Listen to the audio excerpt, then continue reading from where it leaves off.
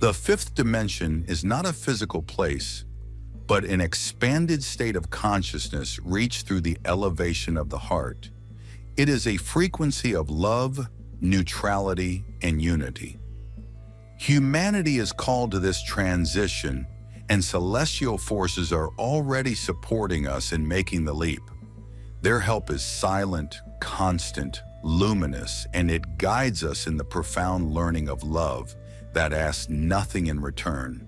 The sooner we learn to love unconditionally, the sooner humanity can anchor itself in this new dimensional reality. Those who call themselves spiritual teachers or guides, yet still live in separation, judgment, or fear, must first complete their inner work. No one can teach love unless they embody it. Feeling your inner light is the most natural thing there is. The fact that you often do not feel this way shows just how incredibly unnatural the energies are in this often fear-based reality. But you are here to change that. By listening to the voice of your soul, you create change. First of all, for yourself, because you come into a deeper connection with your spontaneity and your individuality. And at the same time, this connection has a real effect on the world around you, without your having to participate in that world, and without your intending to have an effect, so focus on yourself. Listen, remember that freedom is in you, and also security. The voice of your soul is like music. Music can bring you back to your center in a few moments, back to truth, to clarity. This is how you recognize the voice of the soul. You calm down inside and know again, oh yes, that's the way it is. It is simple. The soul is not complicated. I want to tell you something about your destiny on Earth at this time. Galactic light body recoding. Galactic forces have already taken action. Light and information are flowing into our new light bodies. Through simple listening, reading, and imagination, our DNA is being recoded. Each light transmission we receive silently shapes our energetic structure, preparing us for the new consciousness. This is why it's essential to remain neutral in the face of information that destabilizes us. Neutrality protects us and allows knowledge to guide the ego in rebuilding our inner world. Commenting, judging, or clinging to the past still feeds the old matrix, and we are here to dissolve it, not feed it. Victory of the light love is the key. Neutrality is the gateway. Humility is the fuel. The light is already here, and it has won. I spoke at the beginning about heart consciousness, of which I was an early representative, and that is now starting to awaken more and more. That is why we are here. There is a cry in your hearts, and that is why I am here. I, and many with me, are deeply involved in the changes on Earth. Human consciousness, the collective or mass consciousness, has stalled, and people have become stuck. The Earth as a whole is threatened by the disrupting of the balance in nature, of the unity of all life. People are yearning for change, for a new beginning. You can sum it up this way: humanity longs for love, and change is born of love, and you are the ones who come to bring something new. From the depth of your heart, from your understanding of what it is like to be human, you come to bring a consciousness that transcends duality. What do I mean by that? I am saying this to you, as well as addressing it to a group of souls who, for many lifetimes, have been deeply committed to the transformation of human consciousness. And by that I mean the transcending of fear and struggle. Many of you have been disappointed in life on Earth and feel distraught. You experience that your own natural energy does not match that of the world around you. That is one of the causes of your sense of feeling rejected and your loneliness.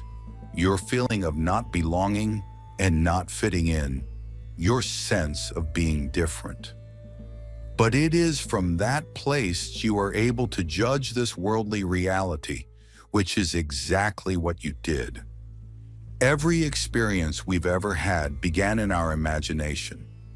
Sometimes we're prompted to imagine something by our inner knowing, and sometimes by our ego mind, which is usually active during our waking hours. Prompting by the ego always involves some aspect of misdirecting our life force and restricting life, whereas prompting by inner knowing always feels great and brings gratitude in us. That's the best way to know we're on the best path for our personal destiny. Whenever we're stressed or feeling taken advantage of, we're in fear of some kind, and regardless of whether we feel justified, its ultimate result is restricting our life force. Therefore, it's best if we change our perspective to gratitude, love, and joy. What needs to happen is the realization that we control the situation by our state of being, and the world is reacting to our state of being. When we're blinded by the desire of the ego, we lose our perspective of heart consciousness and we restrict our life force. The heart has no complaints. She just does what she can to maintain and enhance our life, regardless of how we treat her. She is always our lover, in union with our essence. We have the choice of paying attention to the energetic expressions that come through her for our realization of truth in every moment. It always feels joyful and fulfilling if we can transcend the realization of ego consciousness. We begin to resonate within a dimension of heart consciousness, and our lives become wonderful in every way. You have been on earth trying to bring the light into the dark, although your input often was rejected. Your commitment to the light you wanted to bring was not sufficiently seen and heard, and you were even condemned or punished for being a light worker. This has caused trauma in your heart and mind, making it difficult for you to now connect with this world.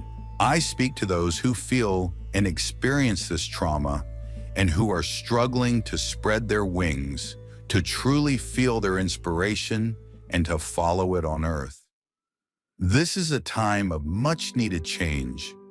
You are now called to show yourselves, and not through struggle, not through duality, but through the voice of love. The very first and actually the only step you have to take is to free yourself. Then you can hear the music again, the song of your own soul, and follow the joy of your desires, that of which others might say, "That can't be done. You are foolish. It doesn't fit in." Have faith. Dare to walk off the beaten path. Dare to show your light through what you say and you do, through your eyes and your voice. Be yourself, which in fact you already are. Everything you talk about enlightenment, elevation of your vibration, purification is already in you. It is just covered over by fear. It takes courage to be different in order to prepare for the new. But that is essentially the purpose of your soul, to believe in being different. That connects you to your soul, to the living source. Do not succumb to the laws of fear, coercion, and adaptation. Hold on to your originality. That is love, the fusion of the soul and human in you. A loving human spreads light, but does not do so through persuasion or preaching, or through being an activist. There is indeed a profound active impulse in loving, but it happens peacefully. You have become peacemakers. You no longer have to fight for the light. You are here to be at peace with yourself and to accept yourself. From there, a light radiates outward that will touch and change this earth, as well as the people and institutions around you. Love melts things, softens, eliminates barriers. Feel the love that is already in your heart. Feel the flame in your heart. Feel how all the lack, all the fear disappears. Now focus very deeply on that flame in your heart, that heart consciousness that has long been yours. Sync with your consciousness entirely into the light in your heart. Your energy field is pure. The water has washed away everything that keeps you away from yourself. As a result, the light in your heart, the flame, shines brightly throughout your entire body and energy field. Feel the warm light of your heart. You are not alone. That is an illusion. You are connected to deep and great forces that are much stronger and greater than those born out of fear and restrictive laws. You are much freer than you think. Allow your soul to sink into your heart, for the soul brings joy, light, lightheartedness, playfulness. The soul is a young child, joyful, spontaneous, and that all belongs together. Now ask yourself, what can I do in my life? Something concrete that supports the soul stream. What helps you? Joy, playfulness, creativity, experiencing abundance. Everything in you, everything in your life, including the forces around you, your guides and helpers want to support and encourage you to connect with your soul. And if you stumble for a moment, that is okay. There are always gentle hands around you to help you up again. There is so much respect for you and for what you do here on earth. You are a bringer of the new, and that requires courage and perseverance. You have been through so much fear, but we are always there for you. And if you temporarily no longer hear the voice of your own soul, we will sing it to you.